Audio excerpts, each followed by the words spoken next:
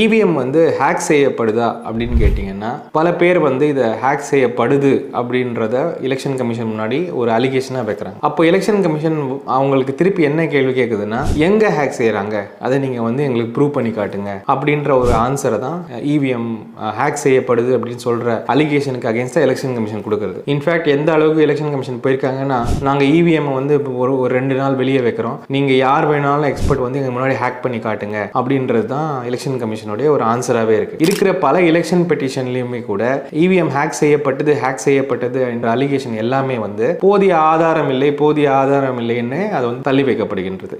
So அப்போ EVM hack செய்யப்படுகிறது அப்படின்ற ஒரு அலிகேஷனுக்கு போதிய ஆதாரம் வைக்க வேண்டிய நிலைமையில நம்ம இருக்கிறோம். அப்போ அதை ரெட் ஹேண்டா கேட்ச் பண்ற வரைக்குமே கூட இது ஹேக் செய்யப்படுகிறது அப்படின்றத வந்து நம்மளால வந்து சாலிடா ப்ரூவ் பண்ண முடியல அப்படின்றது தான் எலெக்ஷன் கமிஷனுடைய வாதம். ஆனால் இவிஎம் பொறுத்த வரைக்கும் இந்த அலிகேஷனை தாண்டி ஒரு முக்கியமான ஒரு பெரிய ஃப்ளா இருக்கு. இன்ஃபேக்ட் வந்து இந்த ஹோல் ப்ராசஸ்லேயே அதுதான் பெரிய விஷயமா நம்ம பேச வேண்டிய ஒரு விஷயம். ஆனா அந்த விஷயத்தை யாரும் பேசுறது இல்லை. இதை வந்து மறுபடியும் ஹேக் செய்யப்படுது அப்படின்ற ஒரு விஷயத்தை சொல்லும் பொழுது அங்கிருந்து ரெஸ்பான்ஸுமே வந்து எப்படி வருதுன்னா, இது எங்க செய்யறாங்க காட்டுங்க அப்படின்ற ஒரு ரெஸ்பான்ஸ் தான் வருது. இதனாலேயே இந்த ஆர்குமெண்ட் வந்து ஒரு ஸ்டேல்மேட்டுக்கு போயிருச்சு.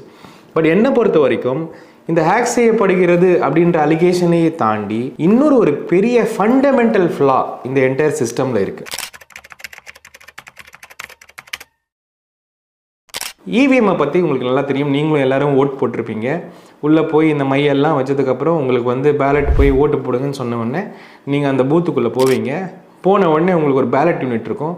அங்கே நீங்கள் பார்ப்பீங்க, எந்த சிம்பிள்னு பார்ப்பீங்க. அந்த சிம்பிளை நீங்கள் அழுத்தும் பொழுது ஒரு சவுண்டு ஒன்று கேட்கும். அந்த சிம்பிள் முன்னாடி சின்னதாக ஒரு விளக்கு எரியும். இவ்வளோதான், ஒரு சவுண்டு, ஒரு விளக்கு. இப்போ நான் அதை அழுத்தினதுக்கு அப்புறம் எனக்கு அந்த சவுண்டும் கேட்டுருச்சு. எனக்கு ஏன் ஓட்டு இந்த கட்சிக்கு தான் போச்சு அப்படின்றதுக்கு என்ன வெரிஃபிகேஷன்? ஒரு வெரிஃபிகேஷனுமே இல்லை. அது எங்க வேணா போயிருக்கலாம், அது எனக்கு தெரியல. ஸோ பழைய இவிஎம் சிஸ்டம்ல இந்த வெரிஃபிகேஷனே ஒரு ஓட்டருக்கு கிடைக்காம இருந்தது. ஸோ அப்போ வெரிஃபிகேஷனே ஒரு ஓட்டருக்கு வராத பொழுது அது உள்ள நடக்கிற ஹேக்கிங்காக இருக்கட்டும், அது உள்ள நடக்கிற எந்த விஷயங்களாக இருக்கட்டும் நமக்கு தெரிய போகிறது கிடையாது. ஸோ முதல்ல ஒரு ஓட்டருக்கு வெரிஃபிகேஷனே இல்லாத பொழுது இது ஒரு ஃப்ளாட் சிஸ்டமாக தான் நம்ம பார்க்கணும் அப்படின்ற ஒரு ஆர்குமெண்ட் எழுந்தது. இந்த ஆர்குமெண்ட்டை வந்து எலெக்ஷன் கமிஷன் புரிஞ்சுக்கிட்டாங்க. இது வந்து ரொம்ப ஸ்ட்ராங்கான ஆர்குமெண்ட். இதில் மாட்டணும்னா இது கண்டிப்பாக இவிஎம் வந்து கொலாப்ஸ் ஆயிரும் அப்படின்றது அவங்களுக்கு தெரியும். உடனே என்ன பண்ணாங்கன்னா, அவசரமாக இந்த வெரிஃபிகேஷனை கொண்டு வர்றதுக்கான ஒரு சிஸ்டமை கொண்டு வரணும் அப்படின்னு அவங்க ஒரு முடிவு பண்ணாங்க. அவங்க கொண்டு வந்த சிஸ்டமுக்கு பேர் தான் விவிபேட், ஓட்டர் வெரிஃபைட் பேப்பர்